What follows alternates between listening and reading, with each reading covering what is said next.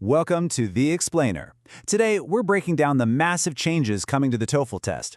Seriously, if you're even thinking about taking this test anytime from 2026 onwards, you are absolutely going to want to see this.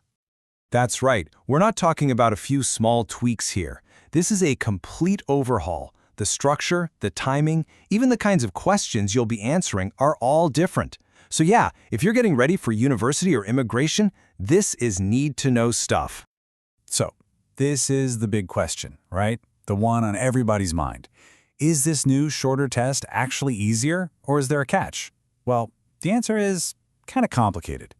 Let's dive in and figure it out. Okay, the very first thing you'll notice is the time. That 2-hour marathon you used to have to run, it's being cut down to about 90 minutes. That's a huge chunk of time gone, which means you'll be less exhausted. But as we're about to see, it also means the whole thing is way, way faster. All right, let's kick things off with the first section you'll hit, reading. And it is getting a major facelift that completely changes how you need to approach it. This right here is probably the single biggest change. The test is no longer one size fits all. It's now adaptive, which means the difficulty of the questions you see will actually change based on how well you're doing. So how does this whole adaptive thing actually work? What's it going to feel like on test day? Well, it's basically a two-stage process. You'll start off with a standard set of questions in Module 1. The computer then checks your score. If you get more than 60% right, it gives you a harder second module. If you get less, it gives you an easier one. This means your performance right out of the gate is absolutely critical. And it's not just the format that's new. Those 2 super long academic passages are gone. Instead, you'll get 3 totally new, shorter task types.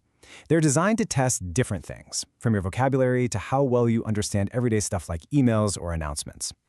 And here's the real kicker. Just look at the average time you get per question. It plummets from almost 2 minutes down to about 35 seconds.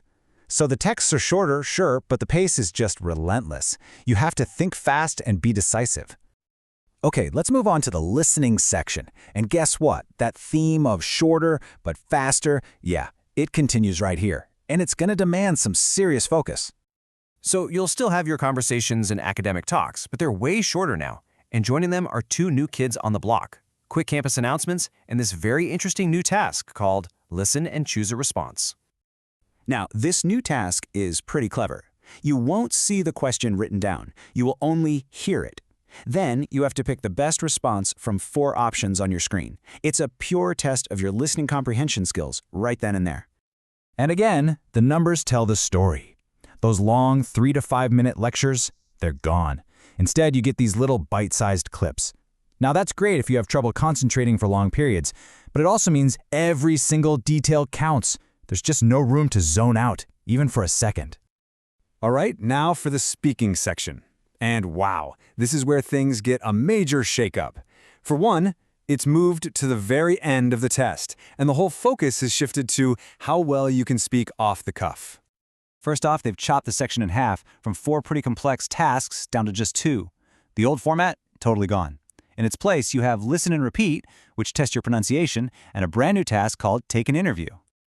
So in this new interview task, you're going to have a short, simulated chat with a pre-recorded interviewer. You'll answer 4 different questions, and you get 45 seconds for each answer.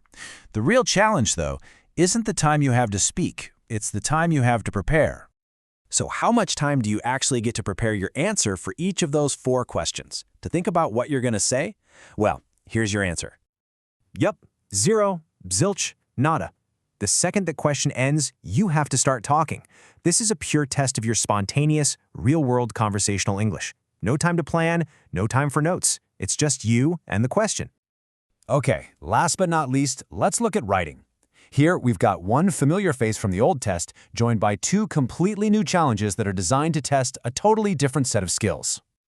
So the Write for an Academic Discussion task is literally the only thing that's carrying over from the old test. It's now joined by a fundamental Build a Sentence task to check your grammar and a super practical email writing task. And this table really sums up the shift in focus, doesn't it? The old integrated task where you had to read something and listen to something and then summarize it all, gone. It's been replaced by tasks that test your basic grammar and real-world skills, like being able to fire off a clear email in just 7 minutes. Okay, We have just flown through a ton of changes, section by section. So what's the big picture here? What are the main takeaways for anyone who's got to get ready for this new test? You know, it really boils down to this. The 2026 TOEFL is basically a trade-off. Yeah, it's shorter, which is awesome, but in return, it's going to demand much quicker thinking, faster responses, way stronger conversational skills, and the ability to perform under the pressure of that adaptive format where your first few answers really count. Look, this change shows that the people who make the test are shifting their focus.